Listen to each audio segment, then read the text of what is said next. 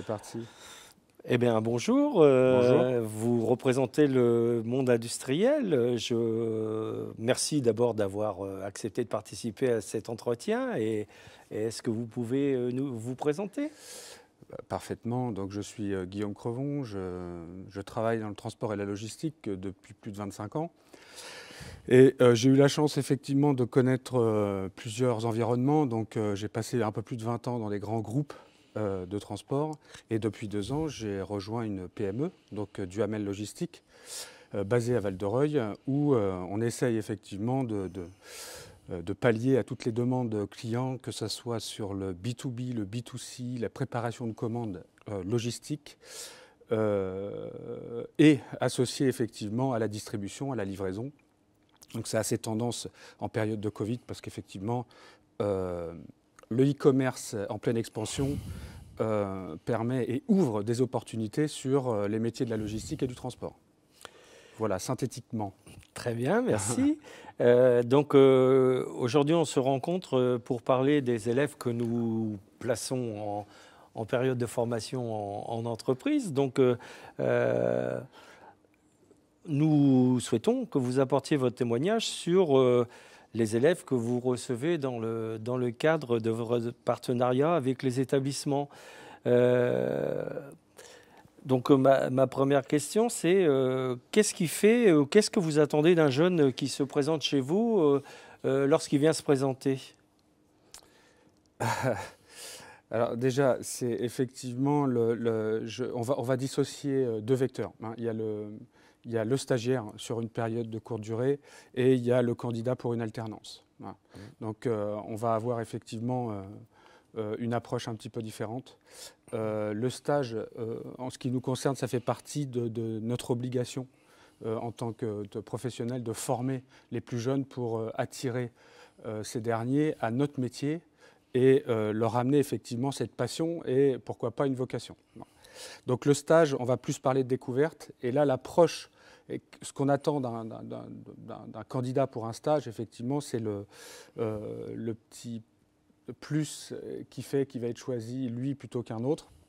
Sur l'alternance, on va avoir une approche un petit peu plus différente parce qu'on s'engage plus sur la durée. Et là, on va creuser un petit peu le CV, effectivement, et on va aller un petit peu plus loin dans la démarche. Voilà. Effectivement, hein, nous avons 2 voies de formation sur ces métiers, comme sur beaucoup d'autres. Mais aujourd'hui, on va plutôt se focaliser sur les élèves stagiaires. Oui, d'accord. Hein. Et donc, ce sont des jeunes qui n'ont pas forcément de projet comme un élève en alternance qui a déjà un projet professionnel, hein, et qui est recruté avec une période d'essai dans le type de contrat. Nous, les élèves, sont là pour découvrir le métier. Donc, qu'est-ce qui fait que vous allez... ils se présentent normalement avec une lettre de motivation, un CV. Qu'est-ce qui fait que vous allez l'accepter ou pas? Qu'est-ce qui vous permet de faire le tri dans les candidatures? On est très attaché au savoir-être. Quand vous faites un métier d'homme et de femme, effectivement, la relation à l'autre est importante. On a un métier effectivement où on doit servir le client, en relation avec le client, que ce soit interne ou externe. Et ce qu'on attend du stagiaire, effectivement, c'est la petite étincelle qui fait que le savoir-être va permettre effectivement l'acceptation du stage ou pas. Après, tout ce qui est le savoir-faire, on se doit, comme je disais tout à l'heure, on se doit de lui amener et donc d'intéresser le candidat effectivement à notre métier et pour créer une vocation, pourquoi pas. Okay. Donc après, sur le choix, voilà, je dirais que le candidat sort de l'école en mode étudiant et nous on va essayer de professionnaliser un petit peu son attitude et essayer de l'amener effectivement à avoir une approche un peu plus mature en fait pour rentrer dans le milieu professionnel. Vous avez évoqué la mixité de vos métiers. Oui. Est-ce que vous avez des attentions particulières ou une bienveillance pour lorsque vous recevez des publics filles? Sacrée question. Écoutez, là pour le coup, on est assez à l'aise en fait, chez Duhamel Logistique, en particulier parce que la population féminine est largement plus représentée que la gente masculine. Après, je dirais qu'à un moment donné, que ce soit la diversité, ça ne doit pas être un sujet. Finalement, là, encore récemment, je vais intégrer au mois de janvier un stagiaire. Mon seul critère de sélection a été effectivement son patronyme qui était un petit peu différent des autres. Et objectivement, je pense que la personne a moins de chances que les autres de pouvoir accéder à un stage assez facilement. Donc, ça a été, pour ma part, un critère de choix. De bienveillance. Alors après, voilà, de bienveillance, alors, mais réel en fait. Voilà, réel. Les jeunes qui viennent en stage, évidemment, ne sont pas forcément rodés au code de l'entreprise. Comment sont-ils perçus par la clientèle, en fait? Après, c'est un état d'esprit. Les services RH des entreprises ont des obligations de bien intégrer, que ce soit des salariés ou des stagiaires. En ce qui nous concerne, la force en fait de la PME que j'ai rejoint il y a 2 ans, c'est l'intégration des nouveaux collaborateurs. Et quand je dis nouveaux collaborateurs, on parle aussi des stagiaires. Le stagiaire est un collaborateur à part entière. La seule chose qui le diffère d'une personne lambda de l'entreprise, c'est qu'elle est là pour apprendre. Donc à partir du moment où l'entreprise a bien pris conscience que le stagiaire n'était pas là pour faire de viles tâches ou basses tâches ou que sais-je encore, le stagiaire est là pour apprendre et donc apprenons-lui effectivement les bases du métier et faisons en sorte que ça devienne une vocation, une passion et qu'on l'intéresse à nos métiers pour qu'on soit plus à l'aise effectivement dans la recherche de compétences de demain. Voilà. Donc vous avez une pratique RH. Est-ce qu'il y a un protocole particulier que l'élève doit suivre pour son arrivée dans l'entreprise? Ah oui, complètement. C'est-à-dire que je crois 15 jours ou 3 semaines avant son arrivée, effectivement, nous, on lui envoie un mail de bienvenue. Hein, et la consigne, en fait, le jour de son intégration, c'est effectivement de venir absolument avec le sourire. Donc, ça peut paraître effectivement basique, mais pour ma part, j'ai vécu cette expérience et c'est pas forcément dans les plus grands groupes qu'on rencontre ce genre d'attitude. Et là, j'ai été agréablement surpris. Et comme je vous l'ai dit tout à l'heure, on agit avec les stagiaires de la même manière, c'est-à-dire qu'ils font partie intégrante des effectifs. Et il y a une période d'intégration dans les différents, une présentation et une période d'intégration dans les différents services pour essayer d'intégrer la personne le plus vite possible et le mieux possible. Et je me permettrai aussi cette petite image. Notre objectif, c'est passer les candidats de mode bébé assisté à ça y est, tu passes le pas et tu arrives dans le milieu professionnel. On n'est plus là pour rigoler. Et voilà, les affaires sont lancées, quoi. Vous trouvez que nos jeunes s'adaptent bien à ce type de passage entre l'école, ce que vous appelez comme élève bébé, et le monde de l'industrie et le monde économique qui est un peu plus qui est la réalité en fait du métier? Après, bon, la société fait qu'il y a du plus et du moins dans chacun d'entre nous. Là, il s'avère qu'on arrive à identifier les pépites assez rapidement. Et les pépites, en fait, ce sont les plus jeunes qui sortent du cadre et qui ont quelque chose en plus. Quand vous avez une entreprise dans laquelle vous développez l'intégration des stagiaires ou de l'alternance, on commence à avoir effectivement un œil avisé. Et effectivement, on arrive à identifier les personnes qu'on va absolument garder. Et pour celles qui sont un peu justes, qui n'ont pas encore le niveau de maturité attendu, là, on essaye de les accompagner avec des entretiens aussi vérité pour identifier les points sur lesquels il faut travailler pour demain. Parce qu'encore une fois, là, on rentre dans le processus du devoir et une obligation de former les plus jeunes, quoi. Très bien. Donc, vous avez toute une pratique autour de l'observation du stagiaire. Est-ce que vous désignez des tuteurs en fonction des profils. Oui. Alors, systématiquement, le stagiaire a un tuteur. En règle générale, ça reste le responsable du service auquel il va être affecté. Mais après, ça peut rentrer, ça c'est la règle. Après, ça peut être aussi un objectif d'accompagnement d'un collaborateur dans le cadre d'un processus managérial. En fait, ça peut être utile aussi bien à nos collaborateurs qu'aux stagiaires, effectivement, cet accompagnement. Donc, oui, ça c'est un impératif. Et comment vous percevez en fait les liens qui se créent entre le tuteur et le stagiaire en fait comment ça se passe concrètement?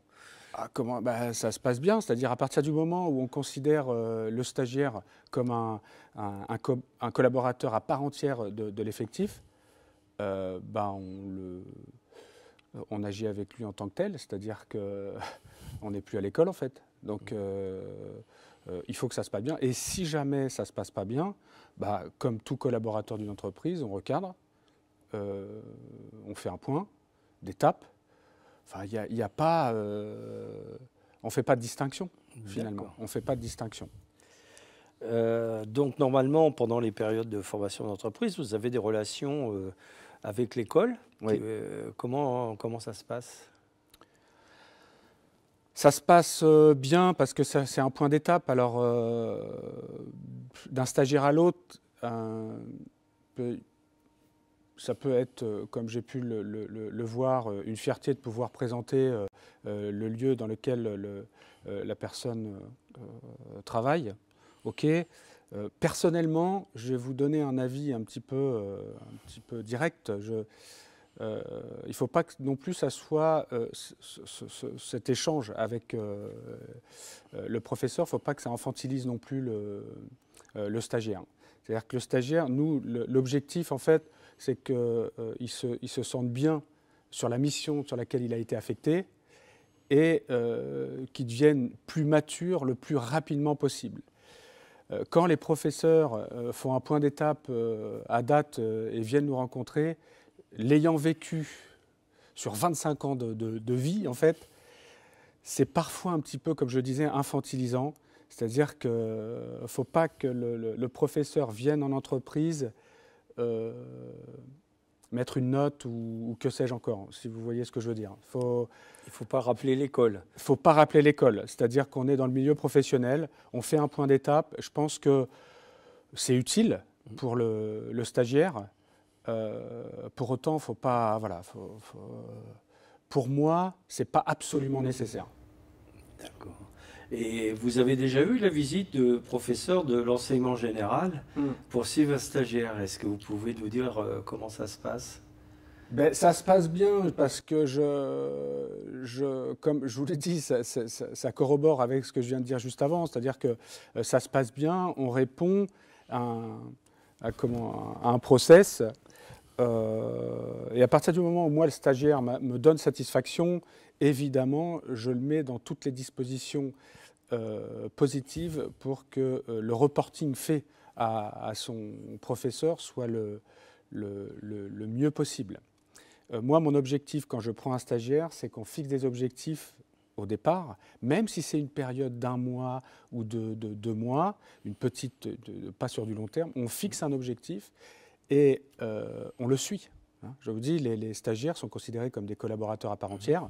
Donc la venue de l'école représentée par un professeur in situ, ça reste pour moi, on va dire, un suivi pédagogique de l'étudiant.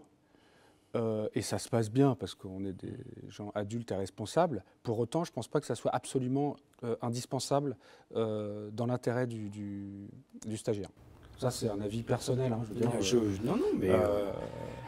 est-ce que vous avez alors, nous, on a des obligations réglementaires à l'éducation nationale et parmi ces obligations réglementaires, on a l'obligation que l'élève soit détenteur d'un livret de stage. Oui. Est-ce que ça vous paraît être un document essentiel? Oui, mais c'est important pour le suivi, pour qu'il y ait toujours la relation entre l'école et puis l'entreprise.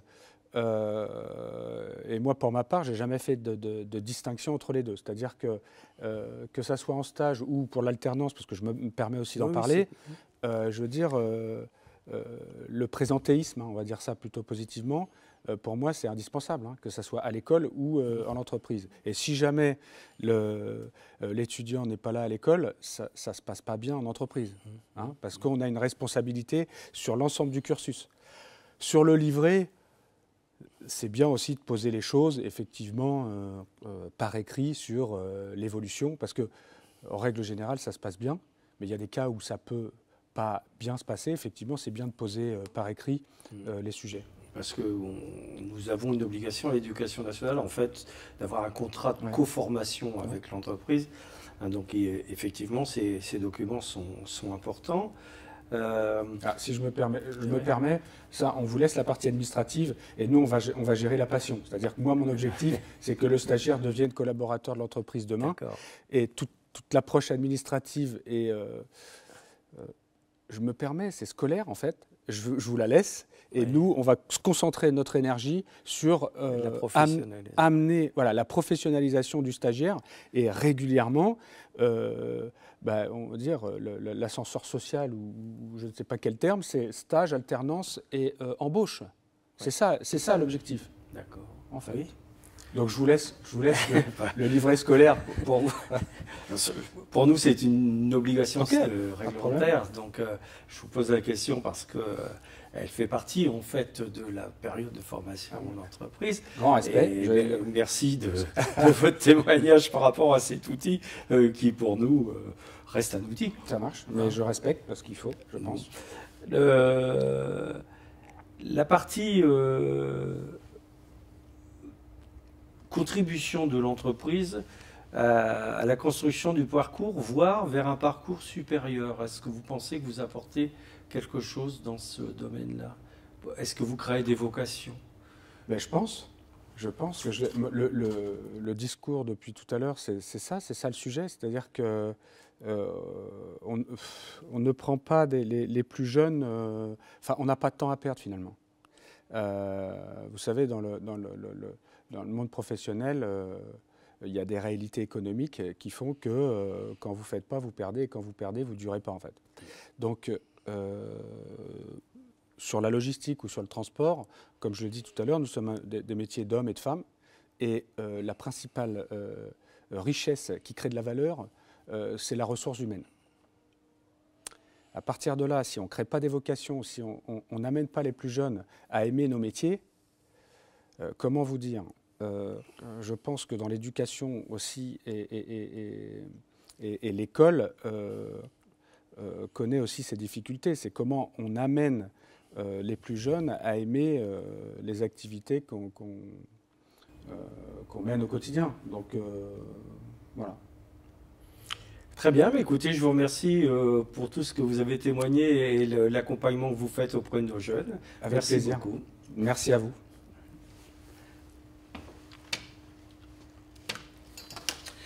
Ça c'est fait. Ça c'est fait. Après, vous avez le droit de dire